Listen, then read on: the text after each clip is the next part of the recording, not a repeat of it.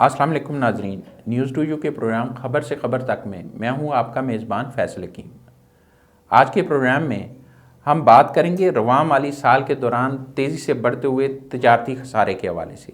ताहम उससे पहले आपसे गुजारिश है कि आप हमारे चैनल को सब्सक्राइब कर लें और बेल आइकॉन का बटन दबा दें ताकि आइंदा आने वाली ख़बरें और वीडियोज़ आपको बर वक्त मिल सकें।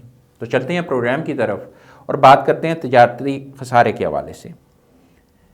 इदारे शुमारियात ने जो रवां माली साल के पहले 4 माह की रिपोर्ट जो है वो जारी की है दरामदाद और बरामदाद के हवाले से, उसमें ये बताया गया है कि जुलाई से अक्टूबर तक जो तजारती खसारा है वो 105% से तजावुज़ कर गया है।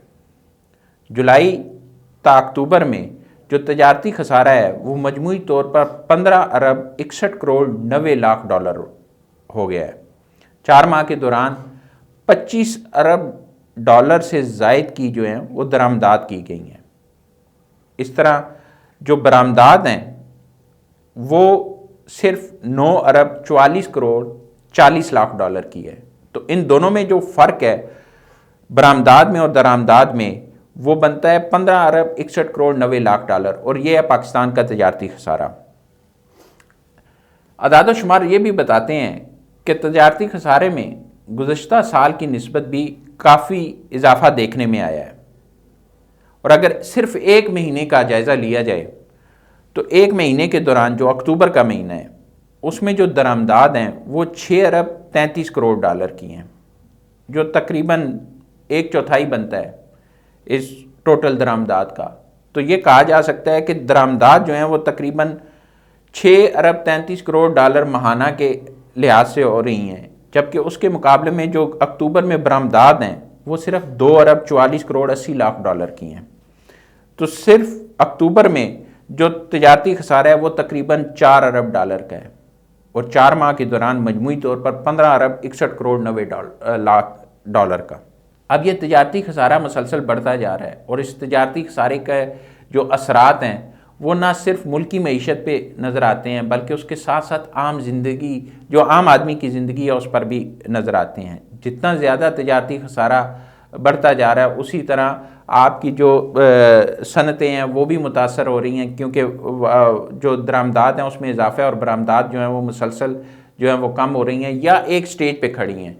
हम दरामदाद को खुशाइंद करार देते हैं कि शायद मुल्क में जो है वो मंसूबे चल रहे हैं और उन मंसूबों की वजह से दरामदाद जो है वो बढ़ रही हैं, लेकिन इन दरामदाद में वो चीज़ें भी शामिल हैं जो क्रूड ऑयल है, उसमें जो अशियाए खुर्दनी है वो भी हैं। पाकिस्तान एक ज़रई मुल्क है, और ज़रई मुल्क होने के नाते कम से कम पाकिस्तान में ऐसी सूरत हाल होनी चाहिए थी कि हम ज़रई अजनास जो हैं वो दरामद करने की बजाय बरामद कर रहे होते। लेकिन सूरत हाल इस वक्त ये है कि चीनी हम दरामद कर रहे हैं, गंदम हम दरामद कर रहे हैं, उसके अलावा भी मुख्तलिफ जो अशियाए खुर्दनी हैं उस और दीगर अशिया हैं जो ज़रई मुल्क होने के नाते पाकिस्तान में होनी चाहिए थी वो हम दरामद कर रहे हैं। और इसकी एक बड़ी वजह ये है कि हम जो पैदावार है उसमें इजाफा नहीं कर सके, और दरामद करने की वजह से वो हमारे जो तजारती खसारा है उसमें इजाफे का बायस है।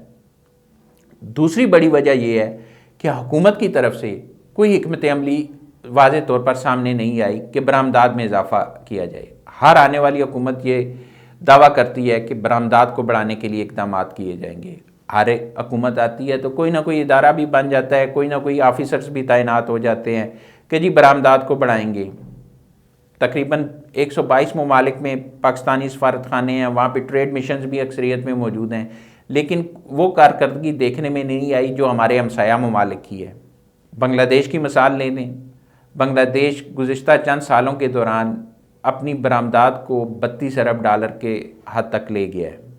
पाकिस्तान अब भी 24 और 25 अरब डॉलर के दरमियान में मौजूद है। इसी तरह आप इंडिया की बरामदाद देख लें, इंडिया मुसलसल अपनी बरामदाद में इजाफा कर रहा है, लेकिन हम वहीं पे खड़े हैं। हमें GSP प्लस स्टेटस भी मिला, हम उससे भी कोई खातर खा जो है वो फ़ायदा नहीं उठा सके। हुकूमत की तरफ से इसकी एक बड़ी वजह हिकमत अमली और उस पर अमल दरामद ना होना है। हमने ट्रेड डेवलपमेंट अथॉरिटी का इदारा तो बना दिया, लेकिन जो पाकिस्तानी मसनूआत की मार्केटिंग थी उस हवाले से कोई खातिर खा इंतजाम नहीं हुए। ये सिर्फ ट्रेड फेयर्स तक महदूद रहा। 173 2019 में ट्रेड फेयर्स की प्लानिंग की गई और सिर्फ उसमें से 123 हो सके। उससे कितने मुस्बत असरात पाकिस्तान की बरामदात पर पड़े उसका भी कोई डेटा मौजूद नहीं है। तो हुकूमत को चाहिए कि कम से कम इस तजारती खसारे में कमी लाने के लिए हंगामी बुनियादों पर इकदाम किए जाएँ, और उसके लिए सबसे ज़रूरी ये है कि बरामदात में इजाफे की हिकमत अमली अपनाई जाए।